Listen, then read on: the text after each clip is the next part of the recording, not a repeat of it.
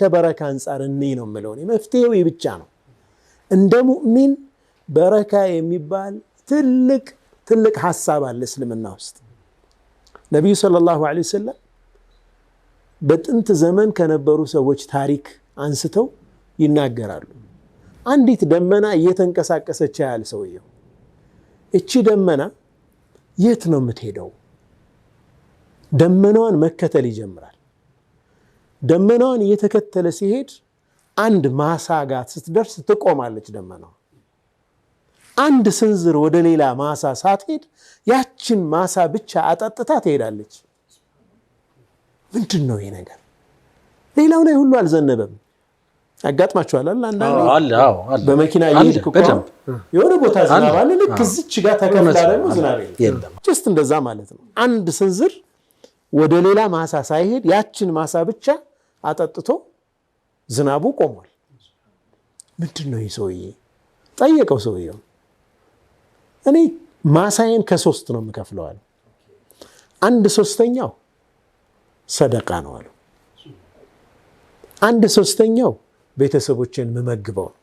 አንድ ሶስተኛው ለሚቀጥለው አመት ምዘራው ነው ለኔክስት ሚዘራ ነው ራሱን አይደለም አዘርት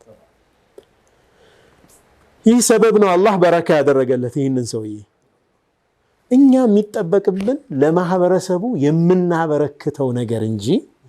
ከማህበረሰቡ የምንነጥቀው የምንሰርቀው ነገር አይደለም እስላም ያስተማረን ያንን አይደለም እስላም ከዚህ በላይ ነው በሐቅ ነግደን ንጹህ ገንዘብ ኪሳችን ውስጥ ገብቶ ከዛ ንጹህ ገንዘብ ላይ በዘካ በሰደቃ መልክ ደግሞ ማህበረሰቡን ሶሻል ሪስፖንሲቢሊቲያችን ማህበረሰባዊ ኃላፊነታችን እንድንወጣ ነው ይህ ሰው እያጭበረበረ የሰው ገንዘብ እየነጠቀ የሚያመጣ ሰው በርግጥ ዘካ ሊያወጣ ነው እንዴ ሰውዬ ሰደቃ ሊሰጥ ነው እንዴ ትርፍ ነገርማ እንዴት ይታሰባል ገብቷል ትርፍ ነገር ለማድረግ እኮ አንተ በሐቅ ማምጣት አለበት እየዘረፈ ያለ ሰው ሊሰጥ አይችልም ይኩ ቡኽል ነው ስስት ነው ነፍስን ያለ መቆጣጠር ان النفس لاماره بالسوء ነፍስ ሁሌም የሚያታልላት ነገር የሚመጣ ገንዘብ ሊታያት ይችላል ግን እኛ እኮ እንስሶች አይደለንም አቅል አለን ወህይ አለን አቅላችን እንጠቀማለን ይህ ነገር ከህሊና ጋር የሚሄድ አይደለም ከህሊና በላይ ደግሞ የሆነ ጉዳይ አላህ ያየኛል አላህ ይሰማኛል አላህ Subhanahu Wa Ta'ala ይህንን ነገር አይወደውም ይህንን ማድረግ የለብኝም የሚል የሙራቀባ ስሜት መኖር መቻል አለበት መንዚለተል ሙራቀባ ማየተናል ካሁን በፊት አይደል ሁሌም አላህ ከኔ ጋር ነው አላህ ያየኛል አላህ ይሰማኛል ቅድም ያነሳውላችሁ ሐሳብ አውሮፓውያን እምነት እንኳን ሳይኖራቸው እምነት የሌላቸው እንኳን ሰዎች አኺራ አለብን ብለው ማያስቡ ሰዎች ዱንያ ላይ የምናጭበረብራት ነገር ካምፓኒያችንን ትገድልብናለች ብለው ያምናሉ አያሳድገንም ብለው ያምናሉ አንድ ወንድም ምን አወራ ይመስላችሁ መኪና ሊገዛ ዩዝድ መኪና ሰርች አደረኩ አለኝ እና ዩዝድ መኪና የሚሸጡ ዌብሳይታቸው ላይ መኪኖቹን እና ስፔሲፊኬሽናቸውን ዝርዝር ያሉበትን ስታተስ ሁኔታቸው ምናምን ይገልጻሉ አንዳንዴ በፎቶ የሚያስቀምጡት ነገር አለ አንተ ፈልገ ነው የምታገኘው ገብቷል ወዲያውኑ የምታየው ነገር አይደለም ግን የሆነ ቦታ የተደበቀ ቦታ ላይ ፈልገው እቺ ዝች ጋር ዲፌክት አላት እዚህ ጋር ችግር አለባት አውቀህ ግዛ ነው ገብቷል ስተቱን አውቀህ ግዛ ነው ታሪኩ ይሄ መኪና በዚህ ጊዜ እንደዚህ አይነት ነገር ተቀይሮለት ነበር ሂስትሪውን ይነግረዋል ለምን ነገ እነኚህ ሰዎች አማና ያላቸው ናቸው ታማኞች ናቸው ብለህ በሙሉ ልብ ነው ነገ የምትገበያየው ከነርሱ ጋር ዛሬኛ ማህበረሰባችን ውስጥ እንዲህ የሚያጭበረብር ሰው አንደኛ በማህበረሰቡ እንደ ስማርት በጣም ጎበዝ በጣም በቃ በጣም እንዴት ነው ጮሌ አራዳ አምሮን በደንብ የሚጠቀም ሰው ተደርጎ ነው ያ اخي እንደሚክድ እየታወቀ የሰው ገንዘብ ወስዶ እየነገደ ሌላ ሰው እንደሚያከስር እየታወቀ ትክክል ያልሆነ ዕቃ አምጦ እየሸጠ መሆኑ እየታወቀ እንዴት ማህበረሰቡ ዝም ይለዋል ነው እኔ የምለው ማለት ለምንም አናገለው ለምንድነው ሰላም የምንለው ለምን ፊታችን አናጠቁርበትም ማለት ትክክል እኮ አይደለም ሶሻል አውትካስት ይፈልጋል ካደነቅነው ካከበርነው ጭራሽ የሱን ዕቃ የምናከፋፍልለት ከሆነ እኛም ያውነን አልተለየንም ተባባሪ ነፋፋው ንጽህናው የሚጀምረው እንደ ማህበረሰብ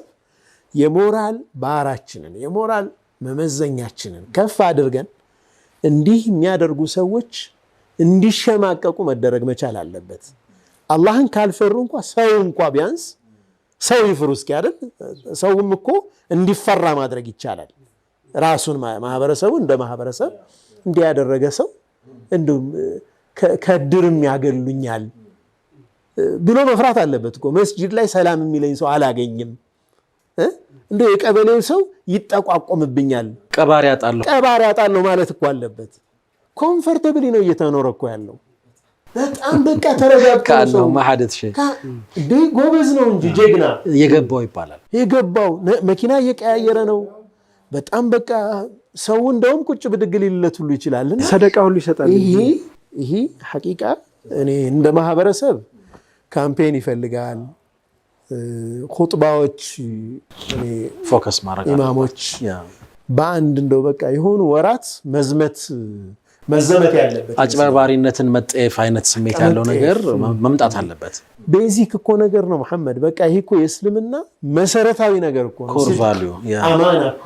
ሙእሚን እኮ አይዋሽም ነው ያሉት ነብዩ ሰለላሁ ዐለይሂ ወሰለም ሙእሚን እኮ በቃ ውሸትን ተጸይፎ ለውሸቱ እውነት በመናገሩ የሚመጣውን ነገር እኮ መሸከም ያለበት ነው ሙእሚን ማለት ይሄ ኢሹ እኔ ወላሂ ሁሌ ውስጤን በጣም የሚያሳምመኝ ነገር ነው እባካችሁ ለልጆቻችን ስንል ለትዳራችን ስንል ለዓፊያችን ስንል አማናን እንጠብቅ በቃ ብዙ አይነት ሪዝቅ ነው ያለው ያ اخዋ የገንዘብ ሪዝቅ አለ የፍቅር ሪዝቅ አለ የዓፊያ ሪዝቅ አለ የልጅ ሪዝቅ አለ የቤተሰብ ውዴታ ሪዝቅ አለ የጎረቤት ሷሊህ መሆን ሪዝቅ አለ ብዙ አይነት ሪዝቅ ነው ያለው እኛ ገንዘባችን አካውንታችን እየጨመረ የልጅ በረካ ቢነሳብን የሚስቶቻችን በረካ ቢነሳብን የቤተሰብ በረካ ብናጣ ሰላም ብናጣ ምንድነው የሚያደርግልን ገንዘብ ሐቂቃ ምንም ያደርግልን እውነት ነው ምንም በቃ ዝም ብሎ የተቀወረ ግና ቤት ውስጥ ሰላም ጥሩ እንቅልፍ ማተኛ ከሆነ እንቅልፍ እኮ የለም ይኸውልህ አንድ ሰው መጥፎ ነገር የሚሰራ ከሆነ የተረጋጋ እንቅልፍ አይተኛ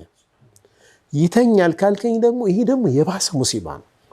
ሞት ነው የለም እኮ ቀልቡ ሴንስ ማድረግ አቁሟል ማለት ነው ገብቷል የሰው ገንዘብ ወሰደ አይደል ትንሽ ሐያት ካለው ቀልቡ እንቅልፍ አይወስደው እንቅልፍ ወስዶት በሰላም